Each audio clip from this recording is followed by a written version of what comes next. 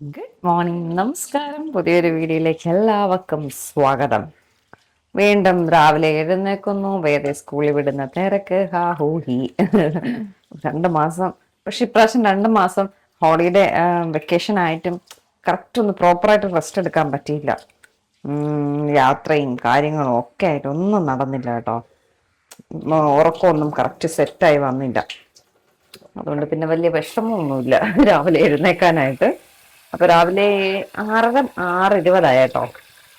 5:45 ഞാൻ എഴുന്നേക്കും. ഫോണൊക്കെ നോക്കി ഒരു 6 മണി വരെ കിടക്കും. എന്നിട്ട് ഒന്ന് ബ്രഷൊക്കെ ചെയ്ത് റെഡിയായി താഴേക്ക് ഇറങ്ങി വന്ന് കിച്ചണിലെ പരിപാടി തുടങ്ങും കേട്ടോ. ഇന്ന് ബ്രേക്ക്ഫാസ്റ്റ് ദോശയാണ്.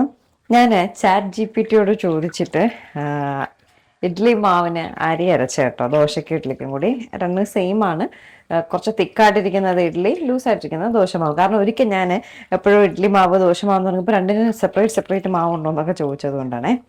അപ്പോൾ ഞാൻ ChatGPT എനിക്ക് പറഞ്ഞ ഒരു അളവെന്ന് പറഞ്ഞാൽ ഇഡ്ഡലി റൈസ് നമ്മുടെ ഡൊപ്പി അരി 3 ഗ്ലാസും 1 ഗ്ലാസ് ഉഴുന്നും 1/2 ഗ്ലാസ്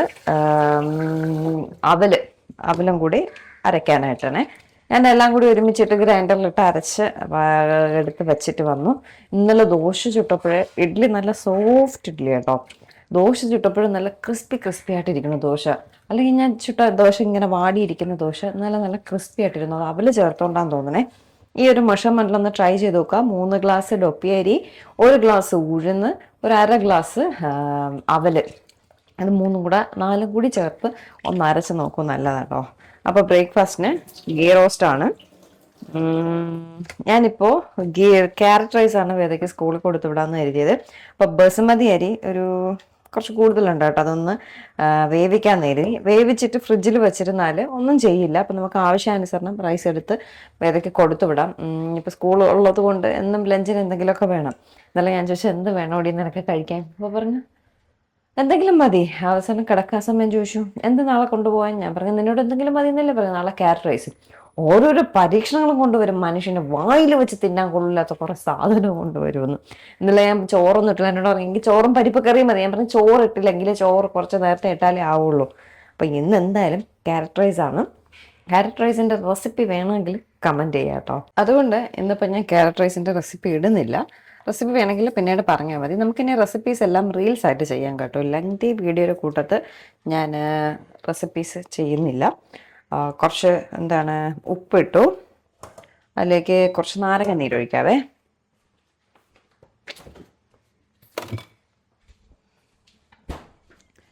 ഇത് ഞാൻ 1 കിലോ നാരങ്ങ എന്തോ വാങ്ങിയിട്ട് പിഴിഞ്ഞ് ബോട്ടിലാക്കി വെച്ചേക്കാണ്.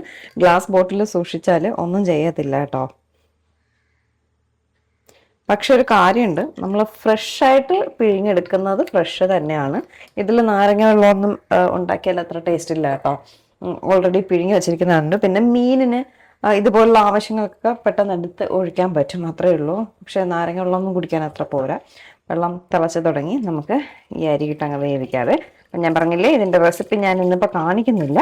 വേണമെങ്കിൽ പിന്നീട് ചോദിച്ചാലും മതി. ഞാൻ ഇനി എന്തായാലും ഇത് സക്സസ് ആവണമെങ്കിൽ അടുത്ത ആഴ്ച വീണ്ടും ഞാനുണ്ട്. ഇടയ്ക്കിടയ്ക്ക് ഉണ്ടാക്കും ഞാൻ, പക്ഷെ മറന്നു കേട്ടോ. കുറച്ച് ദിവസമായിട്ട് ഉണ്ടാക്കാതിരുന്നപ്പോൾ ഞാൻ മറന്നുപോയി. അപ്പോൾ എന്തായാലും വീണ്ടും ഉണ്ടാക്കുമല്ലോ, വേദയ്ക്ക് സ്കൂളിൽ എന്തായാലും കൊടുത്തു വിടണമല്ലോ. അതുകൊണ്ട് അപ്പം ഞാൻ വീട്ടിൽ നമുക്ക് റീൽസ് ആയിട്ട് ചെയ്തിടാവേ.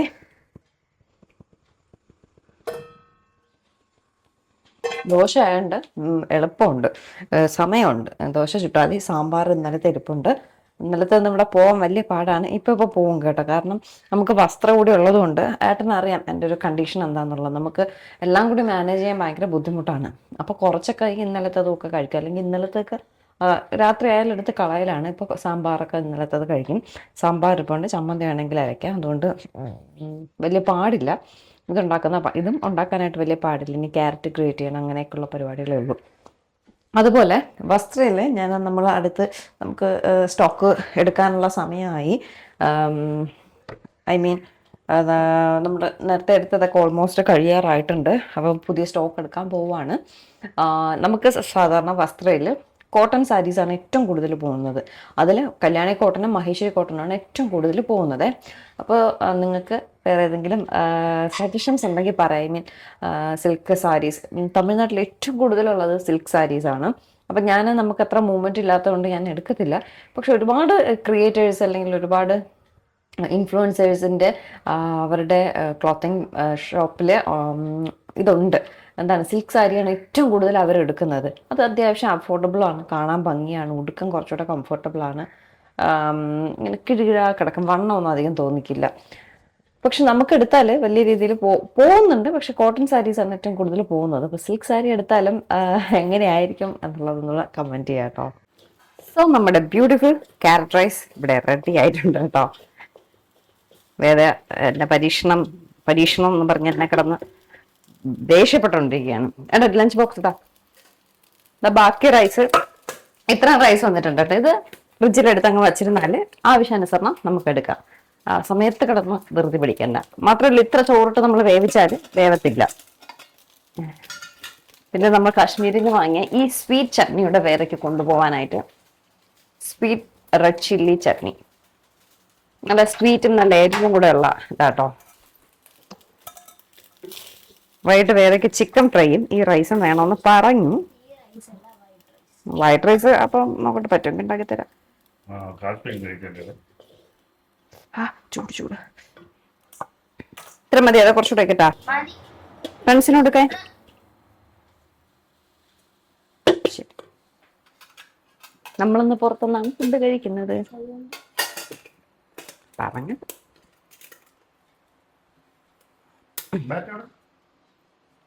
കശ്മീർ ക്രിക്കറ്റ് ബാറ്റ്, ഇതും കൊണ്ടാണ് വേറെ സ്കൂളിൽ പോണത്.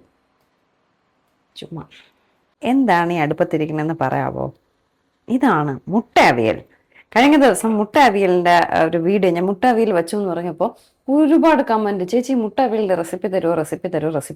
അപ്പം ഞാൻ ആലോചിച്ചു, മുട്ട അവിയൽ അറിഞ്ഞൂടാത്തവരുണ്ടല്ലേ എന്നുള്ളത്. അപ്പം ഇതിൻ്റെ റെസിപ്പി ഞാൻ റീൽസ് ആയിട്ട് ചെയ്തിട്ടുണ്ട്. ഈ വീഡിയോയിൽ കാണിക്കുന്നില്ല, റീൽസ് ആയിട്ട് ചെയ്തിട്ടുണ്ട്. അതിൽ ഡീറ്റെയിൽ ആയിട്ട് പറഞ്ഞിട്ടുണ്ട് കേട്ടോ. കാരണം ഇട്ട് വലിച്ചഴക്കണ്ടെന്ന് കരുതിയിട്ടാണ് ഞാൻ റീൽസ് ആയിട്ട് ചെയ്തത്. അപ്പോൾ മുട്ട അവിയലിൻ്റെ റെസിപ്പി റീൽസ് ആയിട്ട് വരുന്നതായിരിക്കും. അപ്പം ആക്ച്വലി ഇവിടെ മുട്ട അവിയൽ വലിയ ചിലവുള്ള സാധനമല്ല, ഞാൻ മാത്രമേ മുട്ട അവിയൽ കഴിക്കത്തുള്ളൂ. പക്ഷെ നിങ്ങൾ ആവശ്യപ്പെട്ടതുകൊണ്ട് എന്ന് മുട്ട അവിയൽ വെച്ചിട്ടുണ്ട് കേട്ടോ. അപ്പോൾ അതവിടെ ഇരിക്കട്ടെ, റീൽസിൽ കണ്ടോളൂ എങ്ങനെയാണ് മുട്ട അവിയൽ വെക്കുന്നതെന്ന്. ഗൈസ്, എൻ്റെ ഈ നൈറ്റ് എങ്ങനെയുണ്ട്? ഞാൻ കഴിഞ്ഞ ദിവസം അവിടെ നിന്ന് വാങ്ങിച്ചത് കേട്ടോ. 350 റുപ്പീസ് എന്തേ ഉള്ളൂ കേട്ടോ അതിന്. പക്ഷെ എനിക്ക് ഭയങ്കര കംഫർട്ടബിൾ ആയിട്ട് നല്ല ലൂസായിട്ട് കിടക്കുന്നുണ്ട്. ഷോർട്ടാണ്, നല്ല മെറ്റീരിയൽ, എല്ലാം കൊണ്ടും കൊള്ളാം. ഇത് മാർക്കർ വെച്ച് വരച്ചതാട്ടോ, അങ്ങനെ ആയിപ്പോയി. പിന്നെ അതെ, ഞാൻ ചായ ഇട്ടുകൊണ്ടിരിക്കുകയാണ്. ഇനി ഞാൻ വേദ ഡാൻസ് ക്ലാസ്സിന് പോകുന്നത് നിങ്ങൾക്ക് എല്ലാവർക്കും അറിയാമല്ലോ. അപ്പോൾ എനിക്കിപ്പോൾ കുറേ നാളായിട്ട് അവളെ കൊണ്ടുപോകാൻ പറ്റുന്നില്ല കേട്ടോ. ഒന്നാമത് അങ്ങ് വരെ പോകാൻ പറ്റുന്നില്ല. പിന്നെ മിക്കവാറും ഇവിടെ സാറ്റർഡേ സൺഡേ ആയിരുന്നു വേദയ്ക്ക് ഡാൻസ് ക്ലാസ്. ഇപ്പോൾ വേദയ്ക്ക് സാറ്റർഡേ സൺഡേ സ്കൂൾ ട്യൂഷൻ ഇല്ല.